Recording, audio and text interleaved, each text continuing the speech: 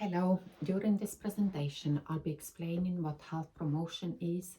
I will also discuss two different health promotion campaigns, and then I'll talk about the health promotion campaign I created myself. Many illnesses and risks can be reduced by taking a proactive approach in looking after our health.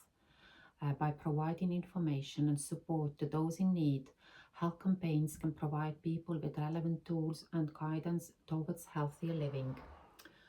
Health promotion can also be a very useful tool in being able to reduce the pressure on the NHS, because many people will take up the NHS services for minor illnesses which can be treated by themselves through rest or buying over-the-counter medication at the pharmacy.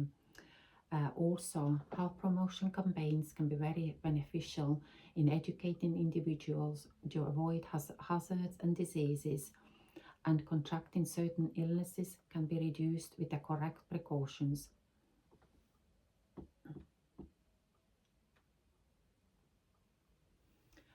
Change for Life was a health promotion campaign led by Public Health England in 2009. It was the first national social marketing move to tackle obesity and health issues that were caused by being overweight. Childhood obesity rates were on the rise, and therefore the Change for Life campaign was launched to encourage families to make healthier life choices. The purpose of the campaign was to prevent childhood obesity, mostly children of ages 5 to 11, and those families where children were at high risk of becoming obese. The Change for Life campaign was split into 4 sections. The first one was Alert. This included educating families on the dangers of excessive sugar consumption and making the message relevant to them. Motivate included encouraging parents to take charge of their child's diet. Support included encouraging people to download the new Sugar Smart app and to provide families with free support and assistance. Sustain included making sure kids were eating lower amounts of sugar, especially reducing the amount of sugar children eat during breakfast, and also in reducing the amount of sugary drinks children drink, as these are two main sources of high sugar consumption by children.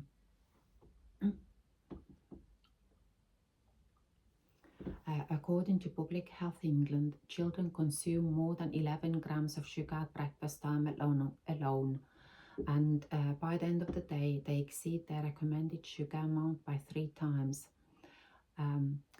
Change for Life uses mass media, targeted advertising, social media, social school engagement, and mobile apps in order to engage with children and parents to encourage them to adapt to healthy lifestyle changes. The branding, theme and colours used in this campaign are very user-friendly and catch the attention of both children and adults. The campaign reached over 99% of targeted families, and nearly 45,000 families were believed to still be involved with Change for Life after 6 months after it was first launched. In terms of society as a whole, the engagement targets were exceeded and over 1.9 million responses were received to the campaign.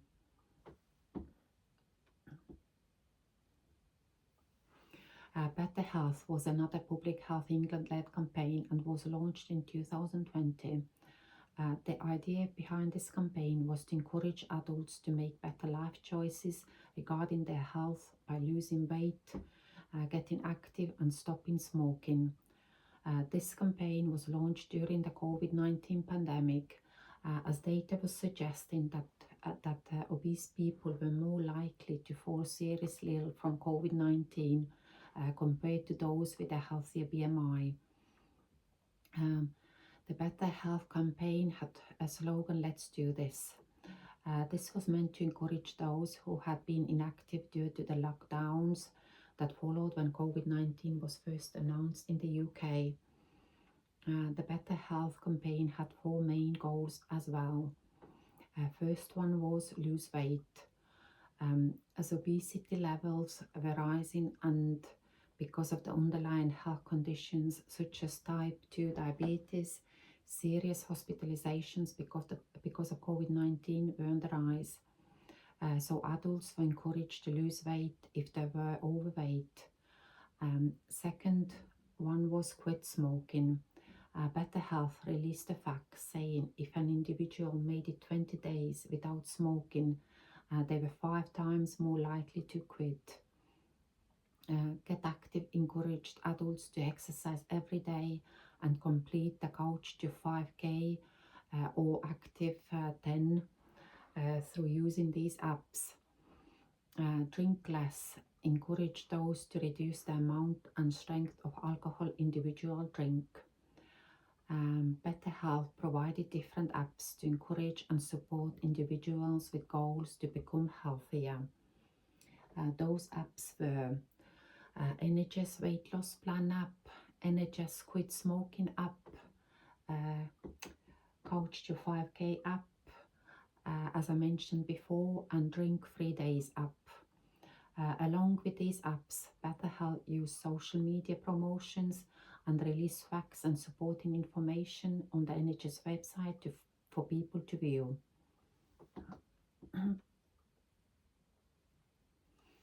Better Health had mixed reactions, especially in regards to mental health and individuals with eating disorders, and it was perceived as fat-shaming approach. However, this campaign was hugely successful, and many other organizations, such as the British Heart Foundation, supported and reshared this campaign on their platforms. According to Public Health England, 43% of individuals felt more motivated to make positive health changes in their life. 39% of adults said they would lose weight and exercise more, and 4 out of 10 regular smokers plan to stop smoking. Because of its popularity, this campaign received in 2020. It was reintroduced again in 2021. There were many benefits from this campaign linked to individuals' health. This included a decreased risk of common cancers such as pancreas and liver cancer, lowered risk of increased blood pressure, and reduced risk of heart disease.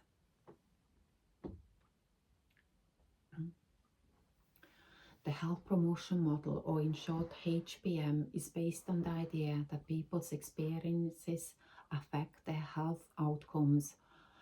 It's focused on exploring people's attitudes about health, and it looks at people's lifestyles, psychological health, and social and cultural aspects to understand most of their health-related choices. Another model is the Health Belief Model, or HBM, which is used to explain and predict individual changes in health behaviors. And it's also used to design health promotion programs and disease prevention strategies. The HBM is based on the idea that people are more likely to take action if they believe they are at risk.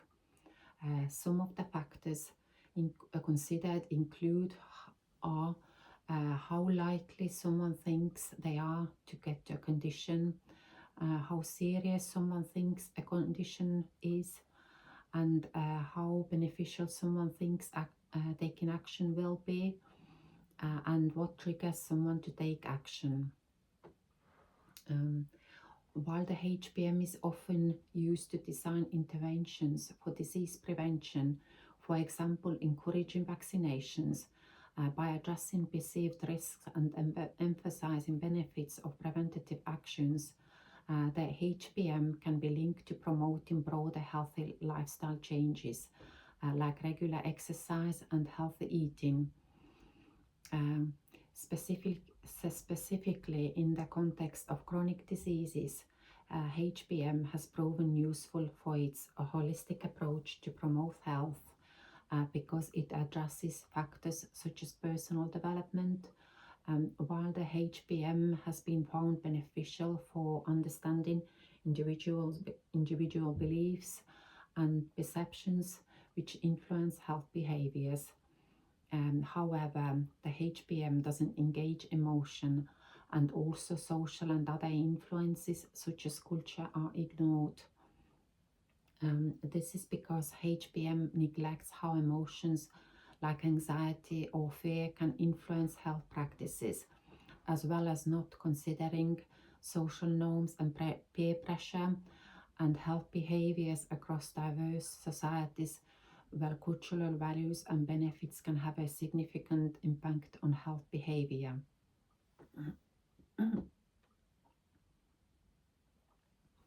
The health promotion campaign I have created is called Smoke Free From Now. This campaign is aimed towards people who are using nicotine products such as cigarettes and vapes at present, but also to discourage people from starting to smoke. This campaign intends to bring education and awareness concerning the physical and mental health consequences of both the short and long-term exposure to nicotine products.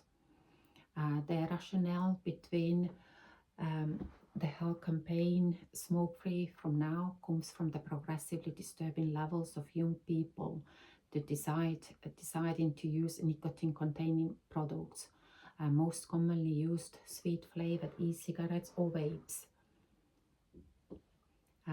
Figures show that among 11 to 15-year-olds, 9% say they are vapers, which is up from 6% in 2018. It's very concerning that almost 1 in 10 young people regularly or occasionally vape, meaning they are at risk of becoming addicted to one of the world's most addictive substances. And with vape still being fairly new to the market and sold as support to quit smoking tobacco cigarettes, their long-term health effects are still not identified, but the side effects have been known, such as throat and mouth irritation, cough, headaches, and feeling sick. There is a long list of health implications linked to smoking, including lung, mouth, and throat cancer, COPD, and fertility issues in both men and women. This is why I believe stopping the younger generations from gaining access to nicotine products will improve the outcome of their health by avoiding the addiction and overall causing less strain on NHS on treatment of long-term health conditions.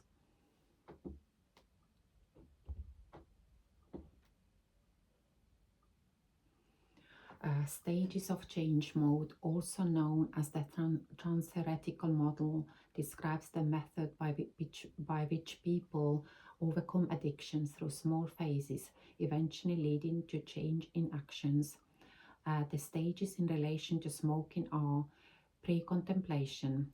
This is where the individual has not thought about or has rejected the change. Contemplation is where the individual is thinking about change and seeks support. Planning is where the individual plans what it would take to make change happen. Action is where the individual takes positive steps by putting plans into practice, such as slowly cutting down their daily cigarette intake. Maintenance. This is the hardest stage in the cycle where the individual achieves positive progress with continuing support. Relapse is where the individual falls back into old patterns and behaviors. To support someone through these stages include providing information and encouragement based on their readiness to change, helping to identify triggers, offering coping strategies, and celebrating their progress while remaining supportive even if they relapse. To promote this campaign, I will use the mass approach because it can spread and share information very quickly at mass level through different platforms such as TV, radio, newspapers, and social media. I would be using social media platforms and posters to be displayed in GP practices and other healthcare buildings. I will produce a single poster to begin my campaign, which is eye-catching to grab people's attention. The disadvantage would be that it won't be relevant to everyone who sees it, and there's no guarantee that those within the target audience will see it. I will need to gather information and resources from the specialists such as cardiac and oncology doctors and nurses, and also website and app design experts.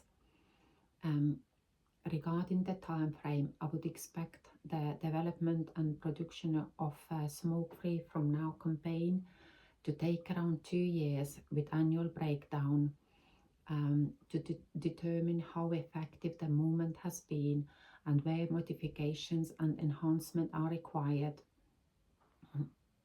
Best time to release this health promotion campaign would be the beginning of the new year.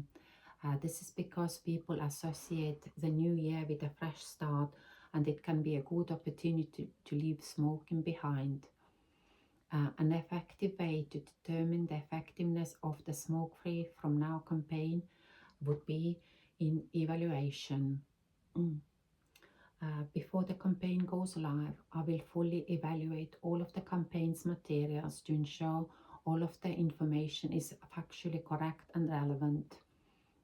I would monitor the reach of social media posts by looking at story views and how many times a post has been shared, and any comments or interactions between the online community on the posts. When deciding the effectiveness of the resources used, I would use an online survey. This would determine whether the information shared has made an impact on people's thoughts about quitting smoking and use of e-cigarettes. Any suggestions for improvements for the next campaign can also be established from the survey. The evaluation would be written up before the launch of the campaign and would be looked at again when the effectiveness of the campaign gets measured every 12 months. This would determine whether the target audience has been reached and whether this campaign has been successful at preventing and reducing the quantity of teenagers and adults in engaging in the use of nicotine products.